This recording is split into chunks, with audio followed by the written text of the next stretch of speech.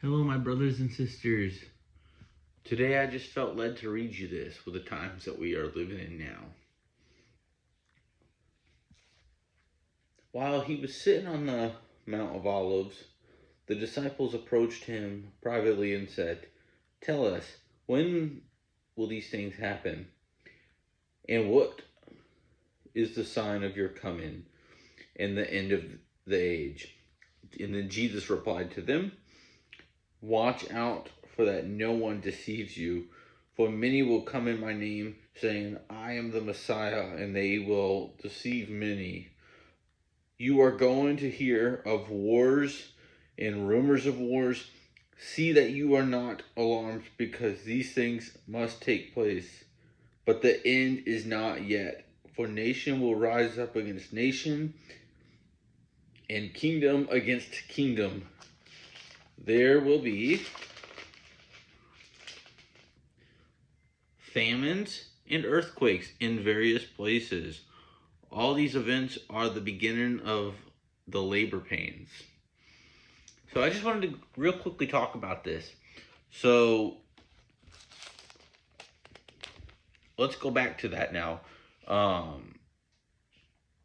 You're talking about wars and earthquakes. I mean, we've seen it. I mean, of course they've been happening, but it seems like recently they've gotten worse and worse and worse. We've got just recently there was over in Russia there was what was it? I think it was an 8.8 magnitude earthquake. I mean, that's insane. They said it was like I think the fifth or sixth worst recorded earthquake in the history of the world. I mean, I feel like that's saying something. And then, over between Russia and Ukraine, there's one of the worst wars. They're saying it's been one of the worst wars since, I think, World War II, I think it was. I mean, that that's not just like some regular war. That's some bad stuff. That's some bad stuff. Thousands of Ukrainians, thousands of Russians, North Koreans are just dying. If you're wondering why I'm saying North Koreans, it's because North Koreans have been helping Russia. But yeah, it's really sad. And but Jesus said these things would happen, and we're seeing it happen like like we've never seen. And like now, right now in the Atlantic Ocean, there's currently a Category 5 hurricane uh, skirting the like the Caribbean and all that. I think now it's like up near the Bahamas, I think. But I mean, it's crazy. Another crazy thing. And now they're saying that behind that, there could be another potential system that could potentially hit the U.S., hit the islands and the U.S. So yeah, I just felt led to read this and warn y'all. We are near the end, and I hope that y'all are ready.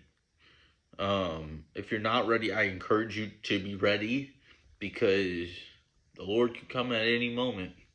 We are definitely living in those times. Um, and yeah, there's one more thing I want to add though.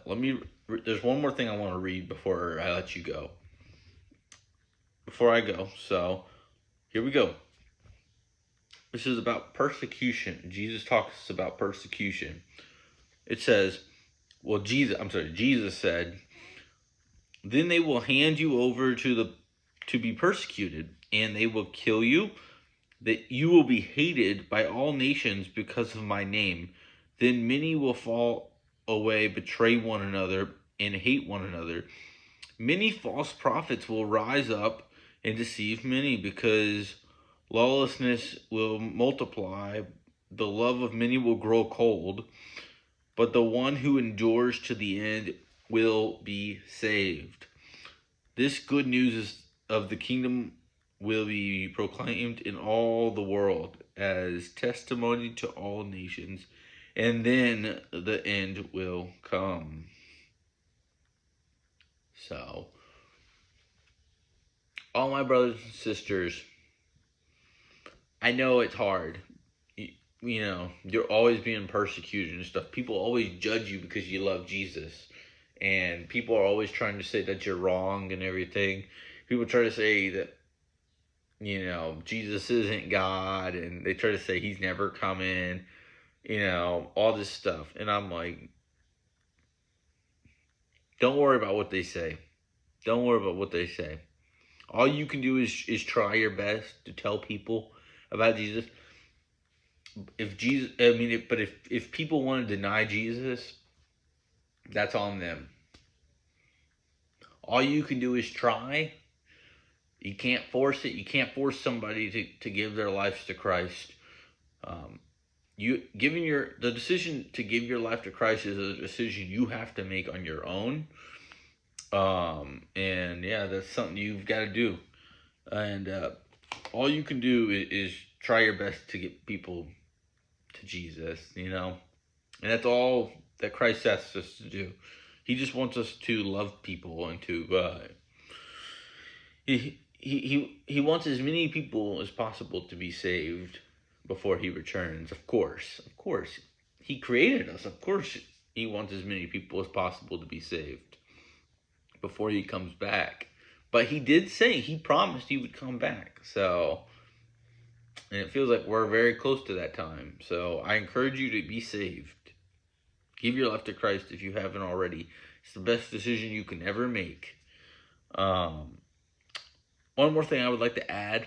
I know I keep adding more things, but one more thing. I promise this is the last thing.